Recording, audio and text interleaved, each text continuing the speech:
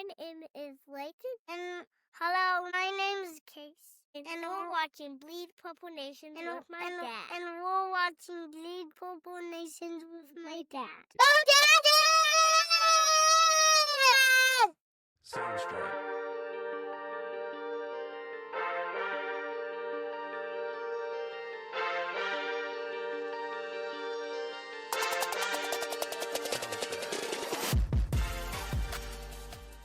And welcome back to Bleed Purple Nation, the podcast made by Tarleton fans for Tarleton fans. I'm your host, Casey Hogan, and this is episode 5. And before I introduce our special guest, just want to remind everyone, whether you're watching on Spotify, YouTube, or Facebook, if you could like, follow, and subscribe so we can continue to build the podcast and bring out some great Tarleton content for all the Tarleton fans, supporters, alumnus. Heck, maybe you're not a Tarleton fan. Maybe you just love FCS football, but please like, subscribe, follow when we're on Spotify, Facebook, and YouTube. And so, yeah, let's introduce our special guest. I'm really excited about this one. Someone I've gotten to know really well, is covering the Lone Star Conference and Tarleton football and basketball over the years. And I think most of our viewers know him. Cory Hogue, who is the host of the Cut Block podcast and the March to the Pod podcast. And, of course, Cory Hogue Sports on Substack. Just subscribe this morning. Cory, how you doing, bud? Doing great, Casey, and thanks for having me on. Thank you so much for subscribing, man. And really, you mentioned like and subscribe. It really does matter. It makes a difference for us. All that stuff, it really helps kind of push these things to the top, and I'm really happy to see this Bleed Purple. Love the name, love what you're doing here, man, and just happy to be a part of it and be on today. Well, I appreciate that, Cory, and appreciate all that you do for we say small college athletics and small college football, but a lot of this is, I don't know if there's anything small about a Tarleton or a Stephen F. Austin, but man, tell everyone that. Yeah, I know. And I think I was looking at your website, is non-FBS football, Yes. everything. And we were talking before the show about how important it is for these student athletes and these coaches from JUCO on up to FCS to get coverage. Tell everybody why you do this, man, and why your heart's into this. It's simple. I do this simply because there are so many fantastic stories out there to tell at so many levels that weren't getting told anymore. You know, the newspaper industry went away. Things have just, coverage died for these teams. Nick Golson used to be here local in Wichita Falls. He always did a great job with Midwestern State. You had Brad Keith out there at Stephenville. He was terrific. I read everything they did, and then all of a sudden things get hard. Newspapers start cutting things.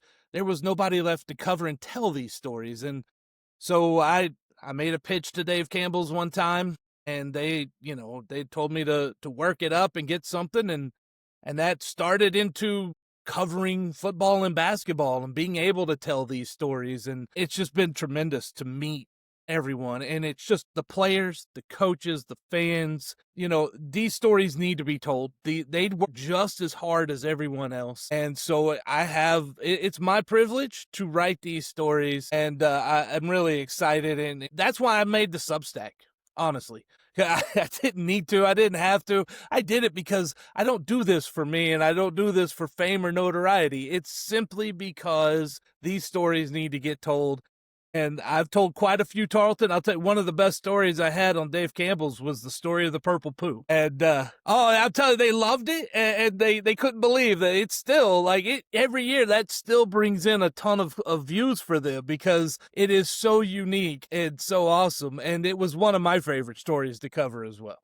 Well, it's always fun, when you're a Tarleton alumnus or you work at Tarleton and you have special guests and VIPs come into town, and you can bring them to the purple poo, and they're kind of just baffled about this secret society. I remember when we were Division II and we would travel to the Elite Eight or to Minnesota State Mankato, and you'd have to tell the administration, hey, we've got this spirit group coming. And Cory, administrators really didn't like the purple poo rolling in. Well, neither did my mom.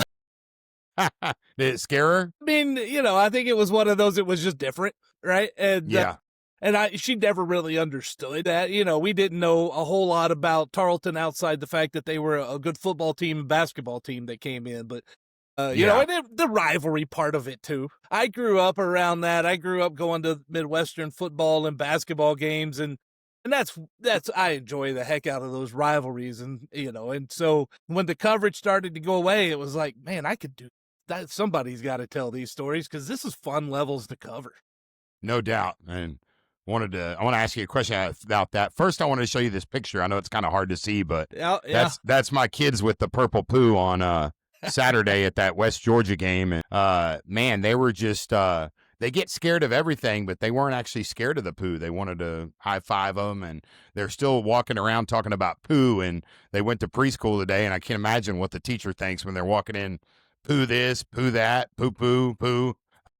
But yeah, that was great, and the part of the fun, part of the mystique behind that is I have no idea how that interview got set up. I asked Jake Withy, he has no. He's like, I don't know how that interview got set up. And that's the fun part because I don't want to know. I want that mystique and that fun part of it, and there's a picture of me on that story. If you find it on TexasFootball.com, there's a picture of me with the poo that was taken there. It's one of my favorite photos, and again, one of my favorite stories. I don't think your Midwestern state crowd out there probably appreciates you being with the poo, Cory. So watch out.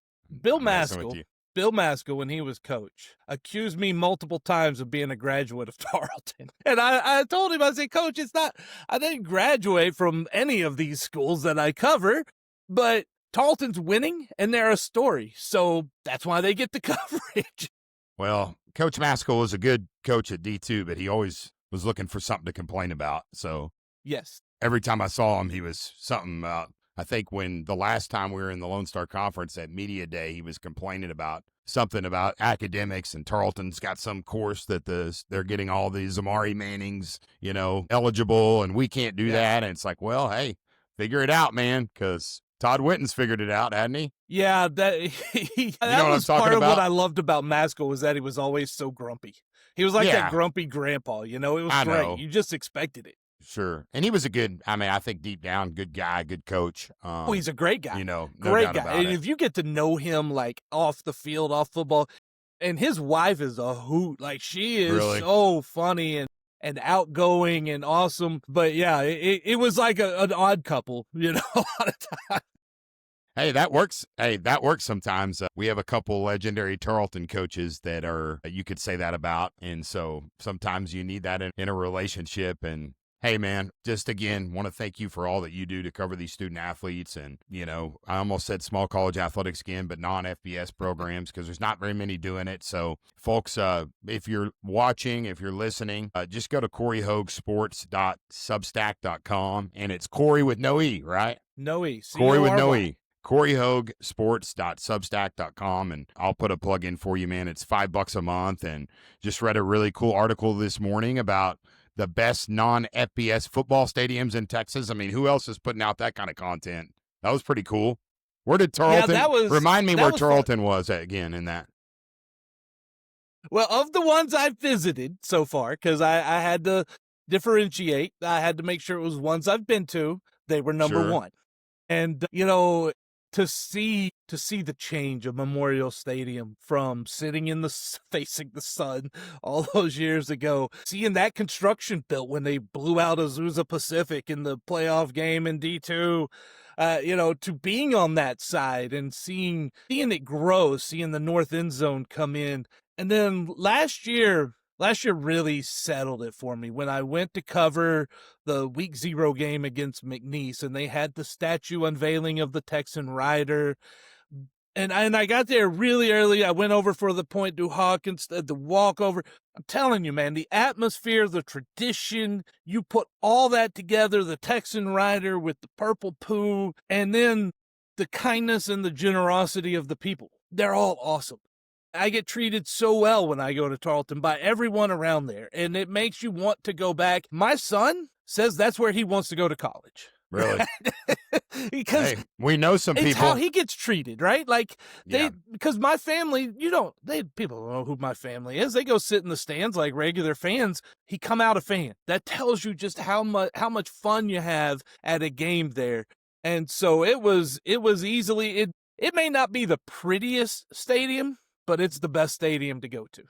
Yeah, that's a great point. I mean, I think you look at Abilene Christian, and since it was a new build, it's probably more aesthetically pleasing, if that's the word. It's a beautiful stadium, even West Texas A&M. But I think to your point, man, it's nowadays it's not just about the stadium. It's about the experience as a whole, from fireworks. I mean, I was at Tarleton on Saturday, and and I don't mean to brag, but I was the first one that kind of brought in fireworks to the games at Tarleton, and people told me I was nuts. You're going to burn down the track, and okay, figure it out. And now they have fireworks at every touchdown shooting off the roof, and I mean, it's just a neat atmosphere. It is awesome. And Abilene Christian was high up on the list. So was West Texas A&M. Look, you got the Buffalo Thunder, the live Buffalo running out at WT a lot of times now. That's cool. Abilene Christian, since Keith Patterson got there, they've got new practice facilities. The weight room's been completely redone recently.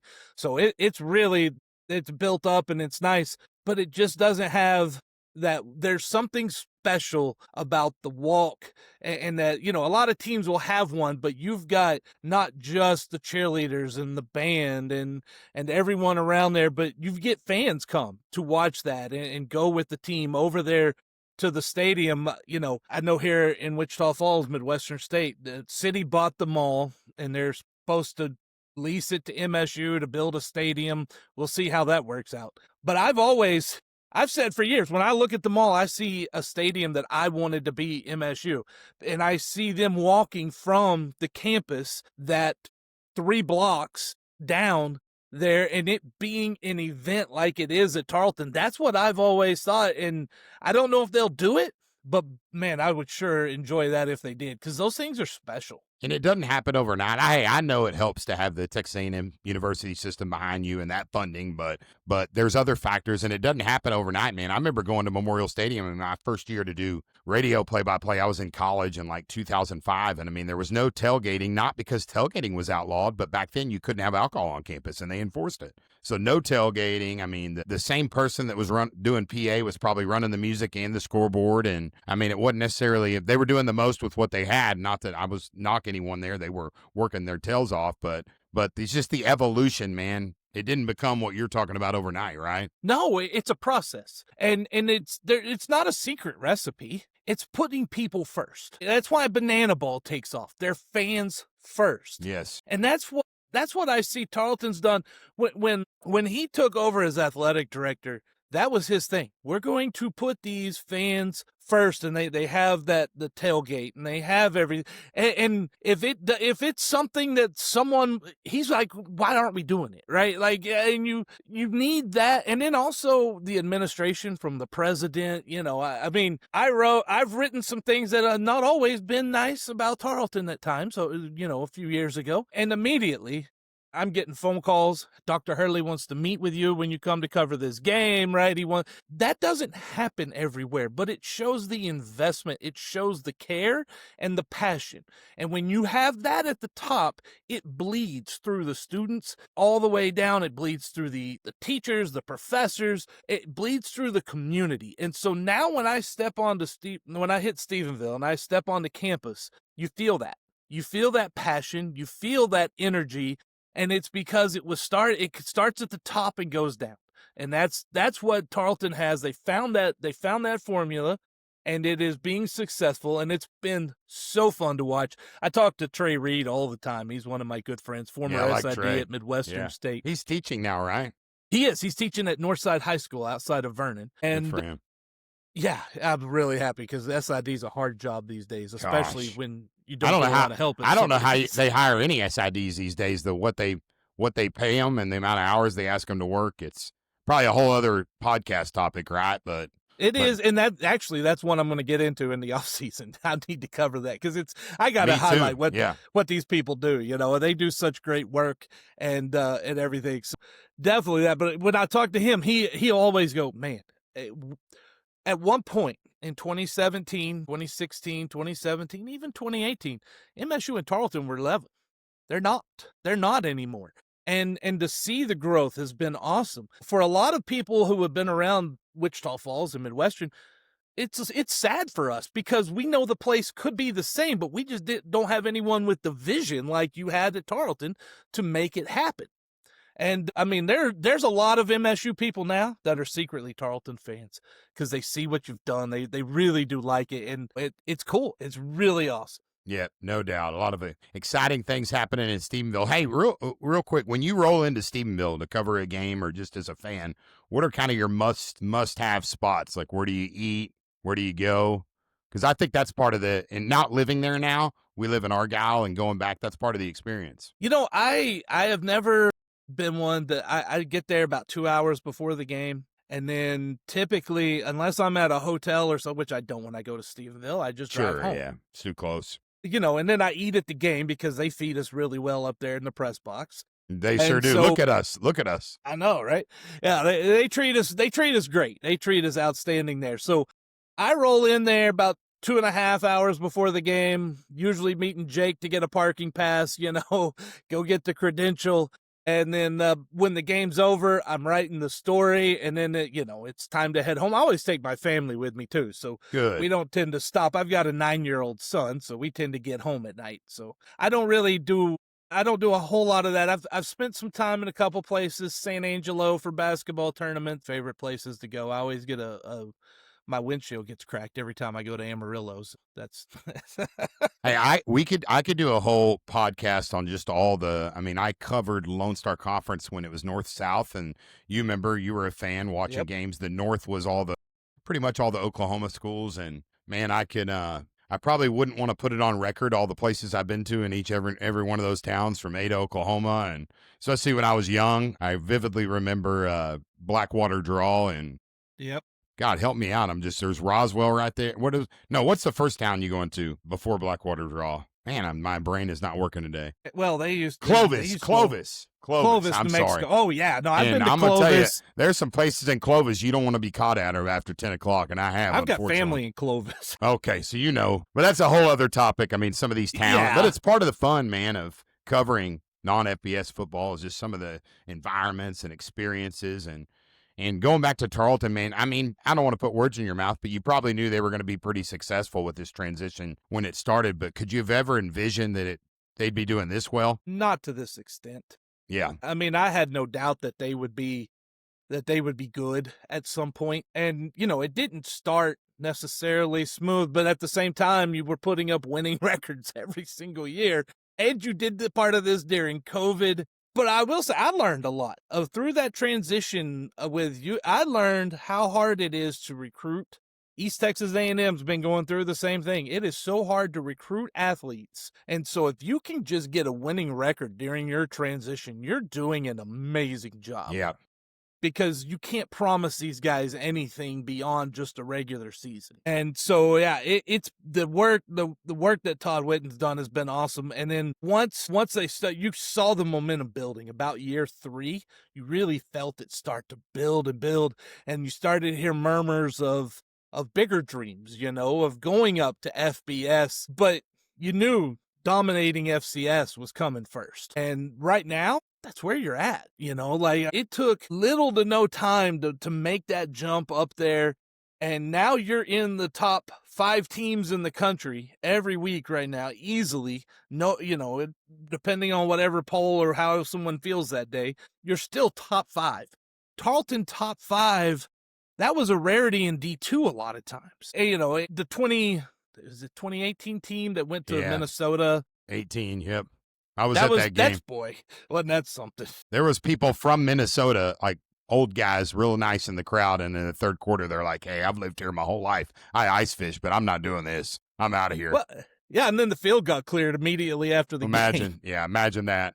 I mean, I don't. There's no do-overs, but boy, if there's no snow that day, that game's not close. Yeah, and that's one of the best teams that I've seen at Tarleton until probably this year. I mean, this year's team, the depth that they have built on the offensive line. And that's one of the things when I talked to Todd Whitten about in the offseason, he said, Cory, what we noticed when we go up to play South Dakota State and the South Dakotas and the North Dakotas and all them is their offensive line. Well, yeah, they don't have a lot of P5s to recruit around and P4s and group of 5s. They are the state school. They are the supreme school. So they get those players a lot easier. They build that depth on the offensive line. You've got to find a different way to do it when you're at Tarleton at FCS, because in Texas you do have all the other schools to compete against, and he's found a way. He's used the portal. He's used they've hit on high school recruits, and they've built that depth. We've seen it the last few weeks. Backup quarterback, third string quarterback, starting running back, and all that keeps happening is you keep winning. And that is how you build success, is that depth. And to see that, that's why I think they have a real shot this year of making a run in the playoffs if they can just keep healthy enough and keep that depth up enough, because some of those guys will come back too as the season goes on, hopefully. Yeah, I was going to ask you, I mean, do you think that they're built? I mean, I was at the game in Vermillion in the second round last year, and even going back to that 18 team in D2, the skill players, I mean, I think on that 18, Zamari Manning would be unbelievable at FCS. The difference is down in the trenches, the size. And do you feel like Tarleton has improved enough there where I know there's a lot of football to play, but do you feel like they could compete against some of those Dakota and Montana schools? That's the big question. Yeah. Is that line on both sides, offense and defensive line, are they to the point that they can compete? I think they're close, and we will know for sure if they're there when they play. But I think they're close enough that, if they're on the road, they get a break or two, they're going to be a team that can pull off one of those wins in a place. Look, Abilene Christian had North Dakota State on the ropes last year in the first half until a pick six, and then that depth, the second half, that's when you see it, right? The second half's when that depth starts taking over. No doubt. That's what happened in Vermillion. Yep. Yeah. But see, look what happened with Tarleton this year. You go up to Army. Army's got that depth. And in the second half, Tarleton was not pushed around. They hung in there with them. That told me that they had a big step forward. Are they to the levels of the North Dakota State and South Dakota State? I don't know. That's a whole... Me either. I saw them last year in the national championship game. That's a whole nother level of creature out there with the Bison. North Dakota State, I was looking at their schedule last night this year and what North Dakota State's done this year, and they look for real. Yeah, and they have every part of they look every part of a P4 team when you see them in person. Is Tarleton there yet? Maybe not, but I'll tell you, they're on the cusp. They're right there. Yeah, I agree 100%. I mean, if I was predicting, I'd say we're probably not quite there yet, but man, I mean, look at what they did to West Georgia. I was at that game, and I know West Georgia's in their second year of that transition from Division II to Division I, but they were 23rd this last week in the Coaches Bowl. And I mean, that game was, from the start, there was no competition. I mean, Tarleton won 45-10. And what did you see from the Texans once they got Gabalis and Trey Page and those guys back? Well, Joel Taylor's done an amazing job at West Georgia. And again, they've done something that outside of Tarleton, no other team has done. And that's, win 5 straight games. The only other team to have done that was North Dakota State. So they're on the right path. Mm-hmm. I think a lot of times right now, what we're seeing with UWG is the depth. And that's where Tarleton, that's why it was not even a contest on Saturday. And a lot of the games Tarleton's played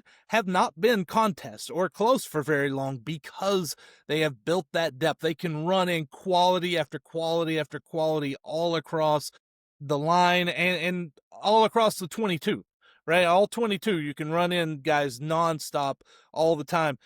I personally think a run to the semifinals is probably very possible. We saw a few years ago, Incarnate Word did that. They made a run, and they weren't near as deep on the offensive and defensive line as Tarleton is right now. Once you get to the semifinals, then it's like basketball. You get to the Final Four, and it's like it's anybody's game. It depends on how some things break in those games. It's little things here and there that make a difference when you get to that level. But just getting there means you've got a chance. And I think they could be definitely a semifinal team this year. Well, it's all about the seedings and the bracket and kind of who you get in that. I think they might group them in 4 in the first couple. The bracket better than I. So for people that are watching, Cory, talk to us a little bit about, I know they released some rankings last week. Is that practice, I guess, for the committee? How do those rankings work? Who's on the committee? Can you kind of walk us through that? It is basically a practice, just like college football playoff has done for years. FCS has been talking about bringing private equity in and stuff. It's kind of the same concept. They meet, they go through the process, and they say, okay, if the playoffs started today, here's our top 10 teams, and here's where they would be seated. And Tarleton was a 3, so they would be at home until the semifinals, really. And the top 8 get a first-round bye. Now, they will look at travel some, but this isn't like D2. They look at matching up by seeding. So it's a pure national bracket with the 24 teams. The committee is made up of athletic directors and basically athletic directors across. Richard Duran from Incarnate Word is on there right now. The chair is Mark Wharton. This is his last year. He's Tennessee Chattanooga director of athletics. Let's see, another one that is on there from North Alabama's Josh Looney is on there. Yep. So there's a few on there. Zach Lassiter of Abilene Christian was on there last year. He's not on it this year. So that, you get those guys in there. It's really a practice run. Give them a chance to see what they do, how that process works. And they'll do another one here in November. And then that gets them ready for that official one. It'll come out here. I think it's about mid-November now that they'll have their bracket announced. Yeah, first round is going to be, help me out here, would be the 29th of November. Yes. And that would be so the bracket will come out on the 23rd. 23rd, that Sunday before. Morning of the 23rd. Yeah, it's always about 11 a.m., usually ESPN2. And so if you win your conference, so if Tarleton wins the UAC, the conference winner gets the auto bid, but that doesn't guarantee you any type of seed, does it? Not at all. Not at all. Which is probably the right way to do it. Yeah, because you want say North Dakota State doesn't get the automatic bid, but they're still the best team. You want them seeded first. Yes. Right? I mean, that can happen. And so, yeah, it's that way. I think the United Athletic Conference, they're going to probably get 2, maybe a third in like they did last year again. Most people are projecting it to Tarleton's pretty much, they not quite sealed it. There's still 4 games left, but they're pretty solid right now. Yeah. Abilene Christian, I've got them kind of on the fence. I've got Austin P kind of on the fence right now too. So that game coming up in Abilene here in a couple of weeks is going to be huge. But my opinion on Tarleton, these next 2 weeks, it's the last 2 road games of the regular season. Eastern Kentucky is a hard team to beat. Their offense hadn't been good, but their offense has been much better at home than it has been on the road. That's a hard place to go play. It is. If they can get past that one, that Abilene game is going to be a showdown regardless. It's, that rivalry, that's going to bring us back. You talk Lone Star Conference, you go back NAIA, you are talking years of rivalry and fun that's going to be at that game, and it's going to be tremendous. Abilene's trying to get it sold out and get the stadium packed for it as well. It's their homecoming, I'm sure Tarleton will travel well. Yeah, I mean, being an hour and 15 minutes away, and then I think that's Abilene Christian's homecoming. It is homecoming. So you never know with those two teams, and I think right now, I don't have the standings in front of me, but Abilene Christian's a game back. I think maybe they're like, are they 5-1 and Tarleton 6-0 in UAC? Well, 3-1 like that, and 4-0. Okay, yeah, but they're one game back. But Austin Peay's right. But basically, if the way it comes down to is whoever wins that game is likely going to be UAC champ again this year. That's just really how I view that. And man, that's going to be a brutal game. I've got some things next week. I got some Abilene Christian stuff coming out next week. I'm going to have good. Keith Patterson on my podcast, and awesome. I've got a feature on one of their defensive linemen and the route he's taken, really trying to help build some of that to help get that crowd there. Because, I mean, come on, you would love to play in front of 12,000 people there in Abilene. It would be raucous. It'd be wild. I bet Tarleton brings 1,500, 2,000. I mean, I'm going to be there. It's a 3:00 game on December 1st. That's a pretty good time, I think. November 1st. November 1st. My goodness. Yeah. Thank you. It's been a long. Hey, don't get too far ahead. It's been a long. We're recording Monday evening. It's been a long Monday, but that game's going to be a lot of fun. Could Tarleton lose a game and finish? You'd have to help me out here. How many games do they play in the regular season with that extra game against Portland State? They're 8-0 right now. 12. I think 12. Could they finish 11-1? Not win the conference, but still get a 1 through 8 seed? Of course. In fact, say they lose to Abilene Christian and Abilene Christian gets the automatic bid again this year, Abilene Christian's not going to jump ahead of them in the seeding. Tarleton's going to be even with a loss, Tarleton, as long as it's not a blowout type, Sure. right? Yeah, Tarleton, I wouldn't see them falling beyond maybe 5-6 at this point, because you look at the national standing, the national rankings, and most teams have one loss outside of the top like 3 or 4, and 2 of them are playing this week. So if Tarleton wins this too, most likely in the polls at least, and it'll be interesting if Tarleton wins the next 2 weeks. Are they still ahead of South Dakota, or the winner, whoever the loser is of this weekend's game? Yeah, this weekend is 1 and 2, right? That's going to be telling, because if, say, Tarleton's 10-0 and they just beat Abilene Christian and Eastern Kentucky on the road in back-to-back weeks, and North Dakota State, South Dakota State, whoever loses, is Tarleton going to be ahead of them, or are they not? How's the committee going to see that? That's going to be really telling for us when that comes out. I think November 5th is when those rankings come out. Yeah, that will be interesting. And is there really that big? I mean, at the end of the day, in the final bracket FCS playoffs, is there really that big a difference if you're 2 or 3? I mean, what would be the difference is home. If you're a 2, you're home right. and through the national semifinals. Yeah. That was one of the things, like when Sam Houston went on their run, it was big for Keeler to be a top 2 seed, because you don't have to leave the state of Texas. Forgot at about that time. Now you have to. You got to go to Tennessee. But at that time, you didn't have to leave the state of Texas. Yeah, that's a great point. And that'll surely be interesting to see what happens. You never know in those rivalry games. I mean, I don't think there's any doubt that, and correct me if I'm wrong, that Tarleton is a level above everyone in the UAC. But that doesn't mean that they couldn't go to Abilene in a rivalry game and stump their toe, right?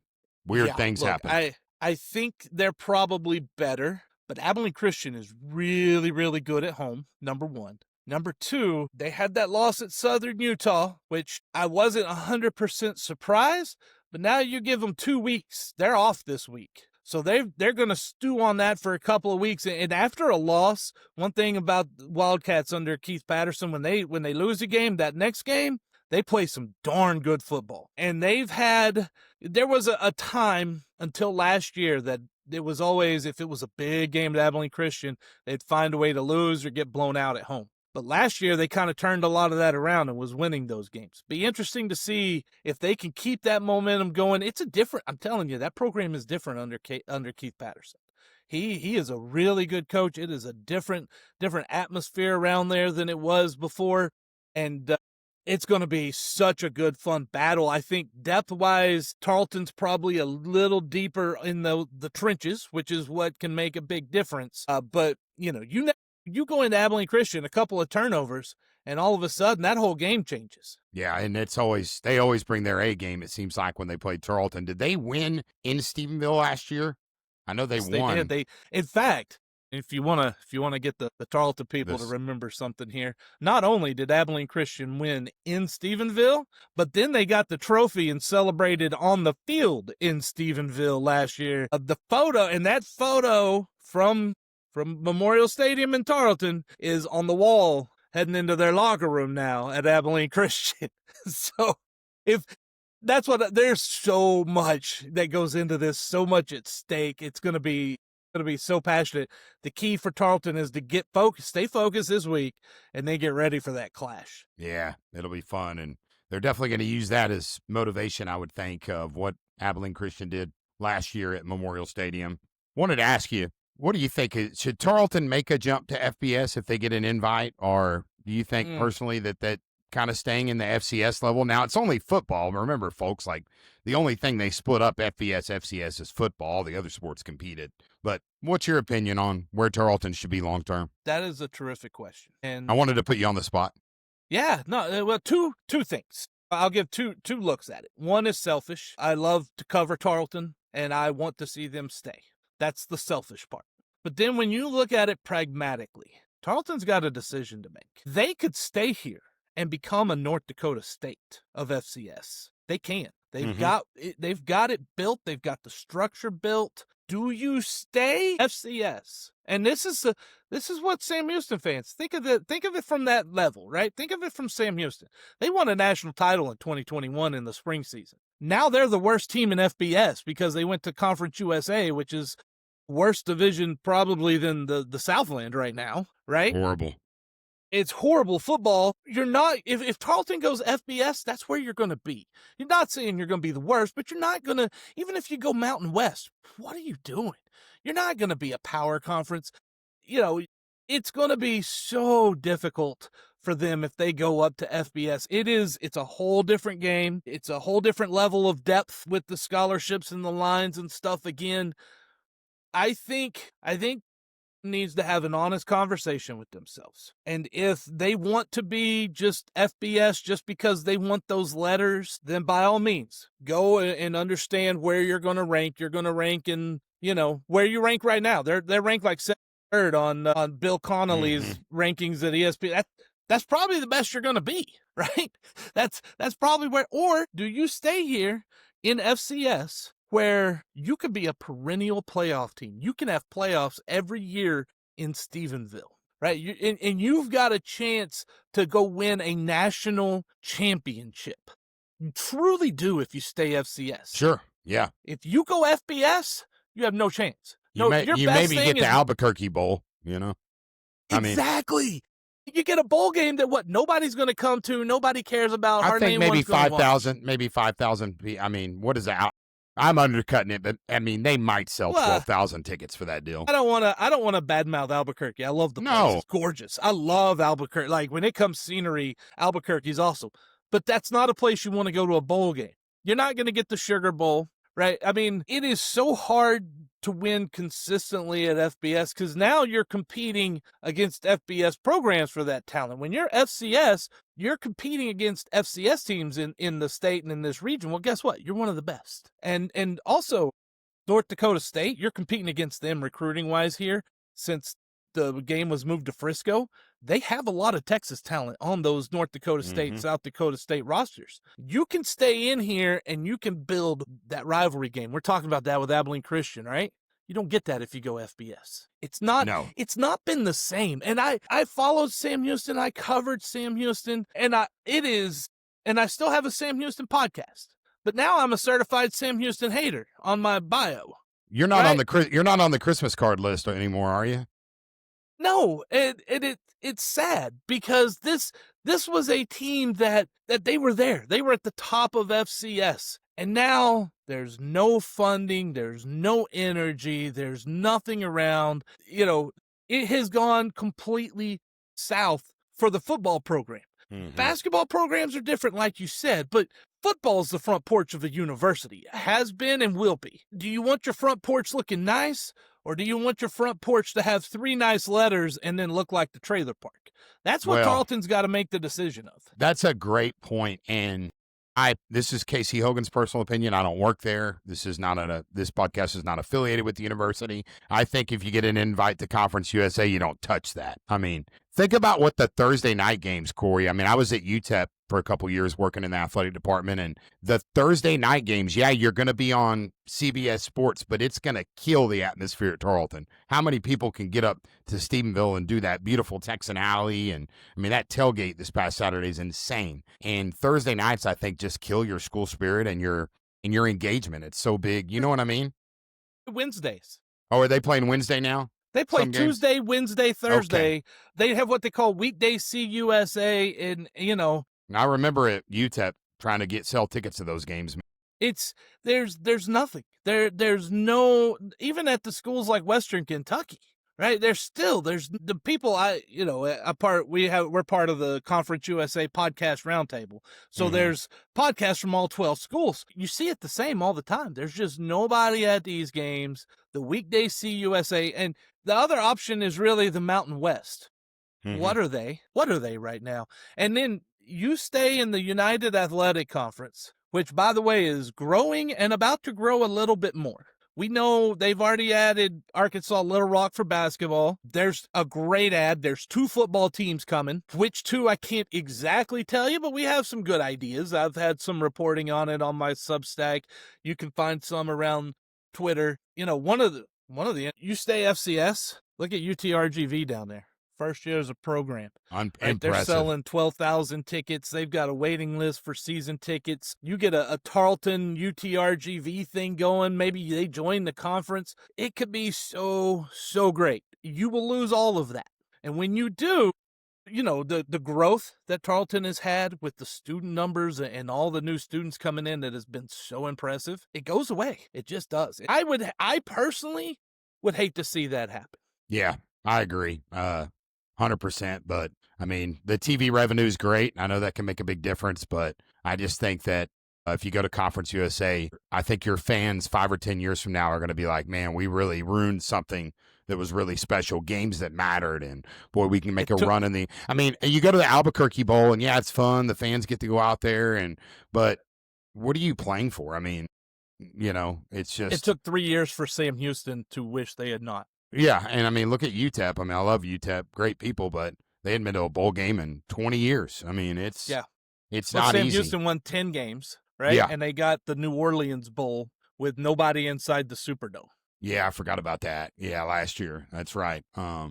So we'll see what happens. I mean, those decisions will be made, obviously at a much higher level than you or I. But Tarleton sure has a great thing going right now. And boy, that new EECU Center, I know you haven't had a chance to go yet, but you will.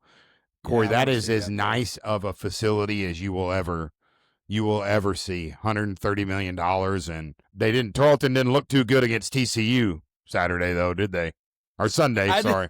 I didn't see what happened in that one, but they lost by 30. It's early though, and TCU's in the Big 12, but I thought they'd put up a little bit better of a fight. Well, the men's basketball program's going through some things these days. Is our head coach still a head coach right now, or is he not? And then he is. Those things do have an effect on the team and on the players and some of that. It is things they've got to work through. That is a place that if Tarleton, and this is another reason I think, because if you go Mountain West, how good is your basketball really going to be? We've seen Sam Houston did well the first year of Conference USA, but it is a struggle now. And I don't know that they're going to be back to being that good this year in Conference USA. So if you stay in the UAC A-Sun alliance and you've got a chance to at least win the A-Sun and the UAC, and then you're in the tournament. And that's the whole key, right? Mm-hmm. The whole goal anymore is to make it to that basketball tournament, because then you start getting money shares. That's where all that funds comes from. That's another reason maybe to stay in UAC WAC, because that's a reason almost to go Southland. Well, I mean, I don't think the Southland and Tarleton are in very good terms. The Southland made a strategic error when they didn't pursue Tarleton. I think there were some personalities that got in the way, and boy, do you think the Southland was not kicking themselves for trying to get Tarleton? Well, that was a different Southland administration. Yes, it was. As well. Yeah. And the current administration is a lot better than the previous one. And those things, those relationships, they can be repaired. I've seen them before. They 100%. They can be repaired. I mean, there are schools in the Lone Star Conference that the Southland, even with the new administration, has tried to at least go visit and haven't been rebuffed on, right? So, wow. In my opinion, right now, the Southland is better than it was 4 or 5 years ago. Much better. And the quality of football is getting better. It's still not where Abilene Christian and Tarleton are, though. It's still not that level of the UAC. I don't know that it gets there. But with SFA, Lamar's getting better. East Texas A&M, they changed that. Finally, Commerce changed that name and got it right. But they could be coming up. And UTRGV, with the energy that they have down there, I think the Southland is in about as good a place as they are. But if I'm a team in the United Athletic Conference, I'm not looking at that right now. Back to Tarleton men's basketball. Do you feel like right now that's, I don't want to say the Achilles heel, but I think most people thought they would they haven't been bad. They've been average, but do you feel like that's a program that Tarleton's really got to figure out if they want to get to where they want to go? It is one of the things that was almost bound to fall when you left Division II. It's not this, again, you don't have the playoffs. You don't have the regional host tournaments like you used to have that built that built all that enthusiasm in the city. And we remember what Wisdom Gym would look like when they hosted regionals and they would play regional rivals or conference rivals. You lose all that when you go Division I. So your goal in Division I is to win a conference tournament. That's really it. The regular season doesn't even matter to you as long as you get in the conference tournament and win it to get into the NCAA tournament. That's really all your goal is at Division I when you're in a smaller conference. And especially now, because the way they've worked the system to where, tier 1, you got the tier 1 wins or the tier 4 wins. And then if you're in a 2 or 3, like a Tarleton is right now, Texas isn't going to play you in a regular season game. TCU, none of these teams are going to play you anymore in regular season games because you're not necessarily an easy win, and you're not going to boost the resume they need to get the seed in the tournament anymore. So men's basketball is really getting more difficult for the teams that aren't in the Power 4 conferences. And again, that's another one. If you move up a conference or you're really helping your basketball, I think you're setting it back even further. And it is a program. I think that the men's basketball is one that needs to get built to challenge to be in the tournament every year. If you make it to that NCAA tournament, look what it did for Abilene Christian when they got there and then beat Texas one time. Yes. Right? It was a boon for them. You can do that, but you gotta figure out a lot of things, right? I mean, there's a lot of steps and a lot of places to go, and a lot of things that I don't understand in and behind and around that.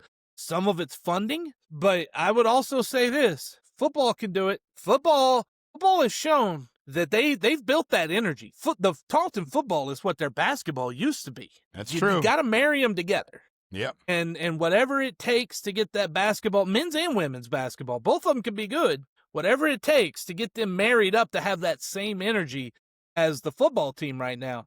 I mean, that's what I would focus on finding. Yeah, no doubt. And especially when you have a $130 million arena that the university and the A&M system have given you. I think not going to be a lot of margin for error this year. They're going to have a good season. Grand Canyon's out, right?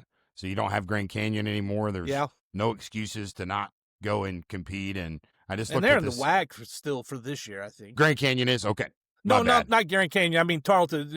The WAC is going away. We know UAC that. will become basketball. And great point. And should be interesting. And boy, we talked earlier about kind of one of the reasons we love following this level of college athletics was going to those games. And I mean, we had Coach Reisman on the podcast last week because his 04-05 team's going in the Tarleton Athletic Hall of Fame. And we were talking about, I can remember the rivalries kind of come and go, but first in Division II is Northeastern State and Tarleton Northeastern State. Northeastern State wins the national championship. Then Commerce was good for 1 year. Tarleton beats They were good. I shouldn't say for 1 year. They were steady for a long time, but I mean that 04-05 Commerce team was lights out, and Tarleton wins at Commerce for their first regional championship. And then the next rival for Tarleton was Central Oklahoma. They had Terry Evans and a guy named Sam Belt, and they were good for a couple years. Then it became Midwestern State under Jeff Ray, and then Grant McCaslin showed up and kind of changed the game. And that rivalry was special, man. When you sat in Wisdom or DL Ligon and kind of waited for that game to start, I mean, those teams hated each other, and you could just feel, I mean, you and I sit at the table working the games, and you could just feel the energy and the teams. So much passion, man. And it really was like, I would tell people, like, at any level of basketball, this is a special rivalry, even at Division I. I mean, you don't see these type of crowds and this energy, and these two teams are going to play each other 1 week from today. And we're recording, folks, on Tuesday. So on November 28th, these two teams are going to play each other at the brand new EECU Center. And is that an exhibition or is that a counter? It's an exhibition. It's an exhibition. Just how different is that going to be, just to see, not to knock on Midwestern, but just the direction of these two athletic departments? It's going to be weird. You won't get many MSU fans coming to see, and used to, they would fill almost half, and just like Tarleton would fill half of DL Ligon. Yeah. And I remember, when Chris was playing basketball, and he was almost like a little lawn out there, the way he was able to operate everything and get that team. And then he became an assistant coach, and the MSU people were like, oh, we still hate him too. It was wonderful. And not only that, but back then you had West Texas A&M and Cooper, they were. Yeah, great coach. They were fun. Vinay was there at that time too as the assistant coach. Angelo State back when McCaslin and Tarleton and MSU were good. They had Chris Beard. Yeah, Chris Beard was at Angelo back then. I mean, pretty good hire. The coaches, the coaches we had, the coaches and Beard was at McMurray before he went to Angelo. Yeah. You know, it was and it was He tremendous. was in the basketball. ABA. He was in the ABA before that. Remember? Yeah. I'm trying to think, man. There was some. There was do some. you great... remember? Do you remember when what was it, Continental Basketball Association existed, and they had a team in Wichita Falls? They were the Wichita Falls Texans, and the Wichita Falls won the CBA championship one year, and then started falling off, of course. But Roy Tarpley was playing on the CBA team. Yeah, back then, and Matt, I'll tell you this: there have been just few times that I have seen DL League packed to the rim. They bring in extra bleachers in the end zones and everything. It was rivalry games against Cameron in the 80s, rivalry games against Tarleton. They would do that, regionals, and during that Grant McCaslin time.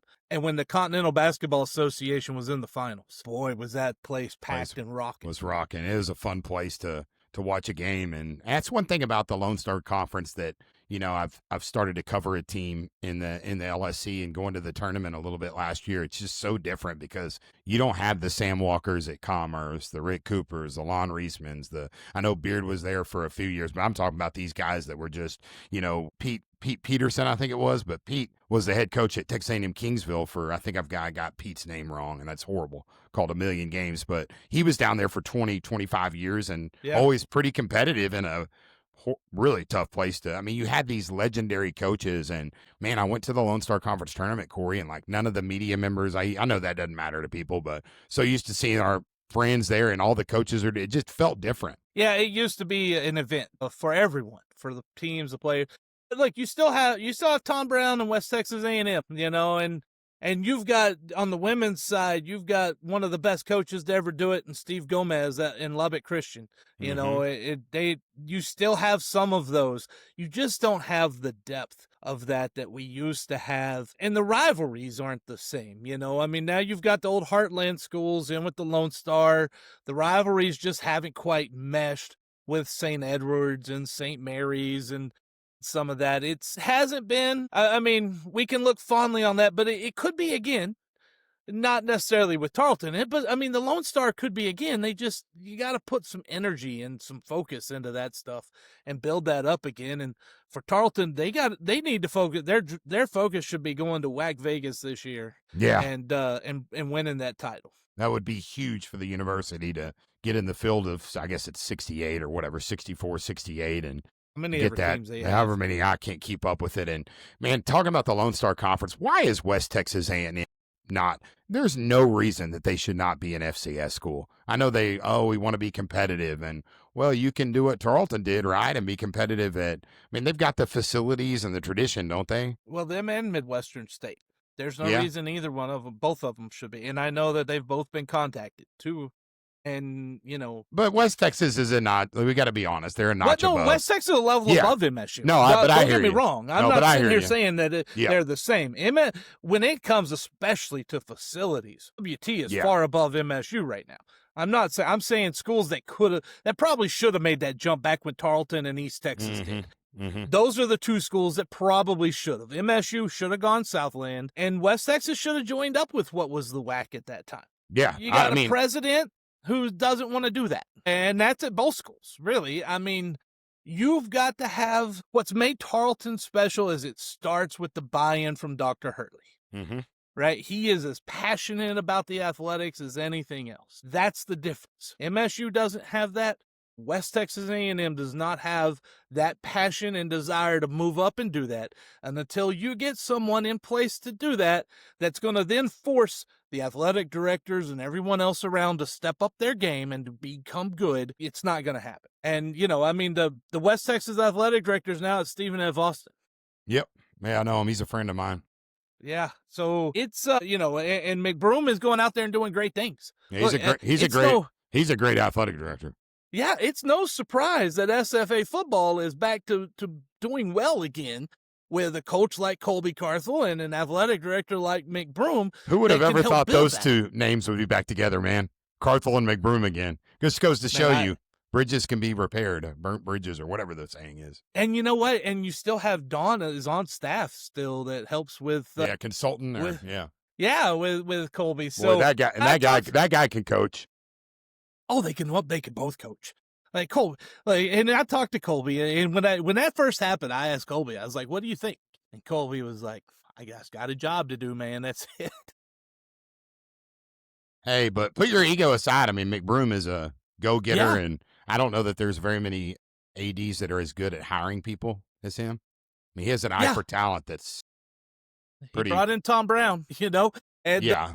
and Tom thought he was going to get it. That's a whole nother topic. But, you have, I think that was the relationship with McBroom and Carthels. I imagine that was discussed and ironed out some before that move was made, at least a little bit. I think Weaver was in the WT system at one time, but I imagine that was something that they were like, we can let bygones be bygones. That was X number of years ago now. Time has passed. We can move on. And then they put Don in the West Texas A&M Hall of Fame this year. So good for them.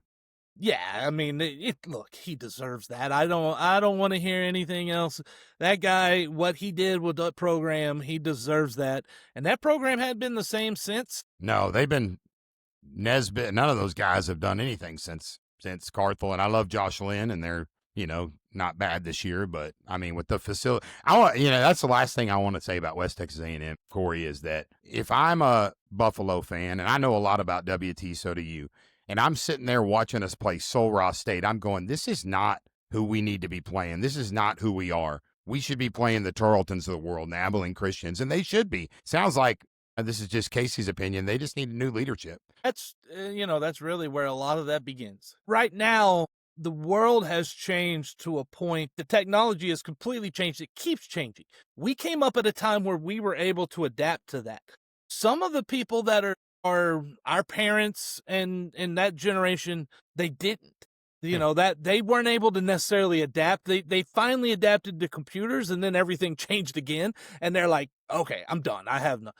You've got to stay up with the times. And again, look at Dr. Hurley. He's a bit younger for a university president, and he's got that energy and that passion that goes with it. I see that at some other places, but yes, WT, the fans want to win. The boosters want to win. Bane Schaefer, whose name's on the stadium, they want to win. They do need some probably new direction at the top. That's not for me to figure out or discuss, or not for me to worry about. I guess Glenn Hager now to figure out.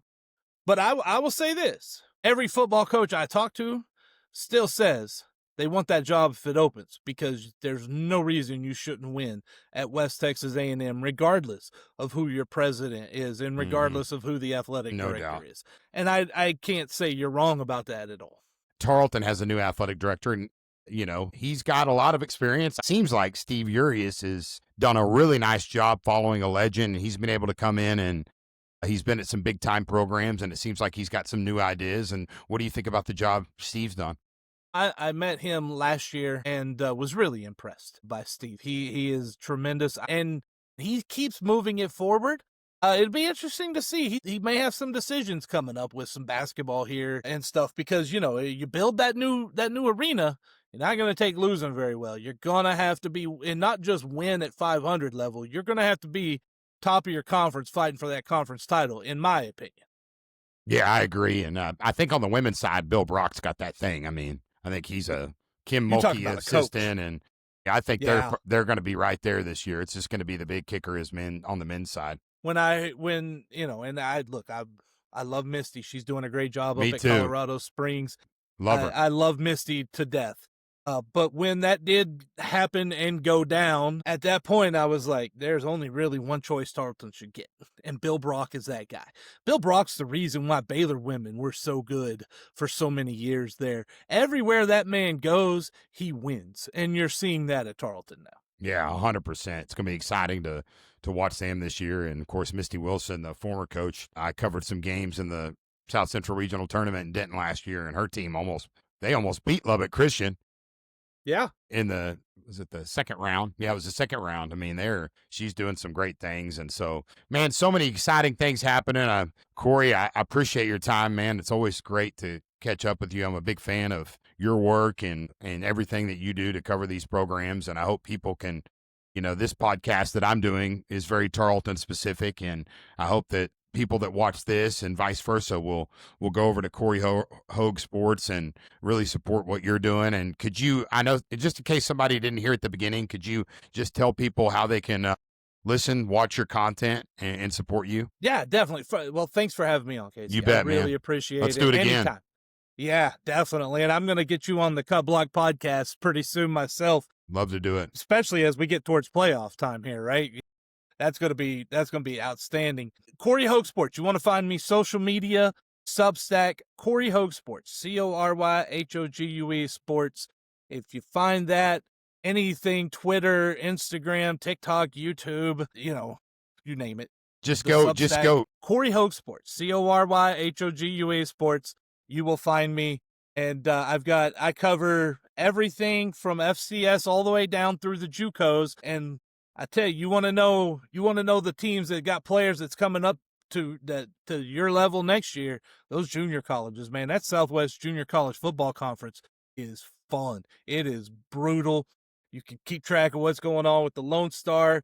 Division III is always fun with Hardin-Simmons and Mary Hardin Baylor, a little good rivalry. Texas Wesleyan, NAI, they may be jumping up to D2 here soon. I've heard some rumors about that kind of stuff. So, yeah, definitely, if you're so inclined, come over there, and you get a lot of FCS football talk. A lot Absolutely. of FCS on my place. You're going to know what's going on in the United Athletic and the Southland. So I try to keep them all covered and keep you informed. Yeah, no doubt. And folks, I'll say this, just go to CoryHogueSports.substack.com, and it's $5 a month, and you're supporting someone that's working hard and putting so much heart and soul into covering these non-FBS programs. So, Cory, man, I appreciate it, bud. Hope to see you down the road at one of these games, man. Yes, sir. Thank you, Casey. Who knows? I've had thoughts of maybe trying to get that game in Abilene here in a couple weeks. Well, there's thoughts. Text me if you do, and I'll bring the twins up to I call them the traveling Tarleton twins up and to meet the infamous Cory Hogue. So, hey, partner, appreciate you, man. Take care. Thank you, Casey, man. Appreciate it. This is episode 5 of Bleed Purple Nation. Again, thanks to Cory Hogue for being our guest. And remember to like, subscribe, follow us on Spotify, YouTube, Facebook, and Twitter. It's at Bleed Purple Nation. And then on Twitter, it's at Bleed Purple Show. So thanks to everyone. Have a great week. Go Texans this weekend at Eastern Kentucky. And remember, if you ain't Texan, you ain't...